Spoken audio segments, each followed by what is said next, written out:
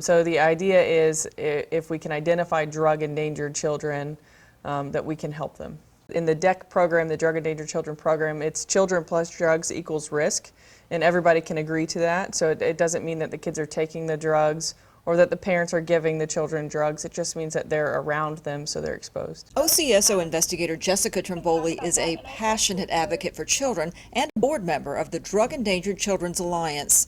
It involves partnerships with all the different agencies and resources who can step in to help a child who's at risk due to parental, caregiver, or family member drug addiction. The idea is that we don't just go to a scene to make an arrest or not make an arrest. The idea is to help.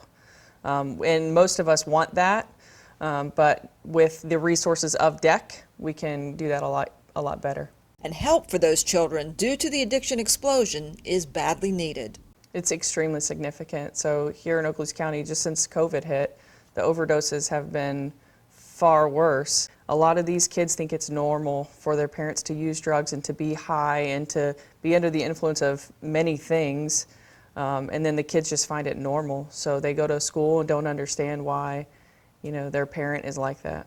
Investigator Trimboli's dedication to the mission of helping drug-endangered children recently brought her a request to take part in a national training webinar on the subject of parental addiction responding with care, sponsored by Sesame Street in Communities. So for the Sesame Street program, so the National Drug Endangered Children Alliance, they're based out of Colorado. They reached out to me because they came and taught us the training program and taught us how to be trainers for the program. And they just liked the passion that I had behind it. I like to give them updates constantly on what we're doing in Okaloosa County, and they felt, I guess, that my passion was influential.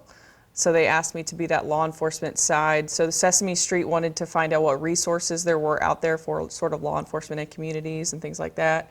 But our side was a boots on the ground side. So the side that's actually touching and seeing and feeling these people versus from standing on top of a building with research-based stuff, we're actually doing the things that they're researching.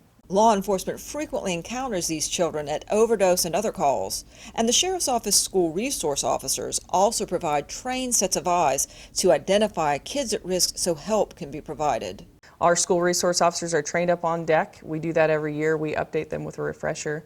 So I think that if you see something, just say something. Like we constantly hammer into people out there, see something, say something in regards to drugs, in regards to abuse, in regards to anything related to children.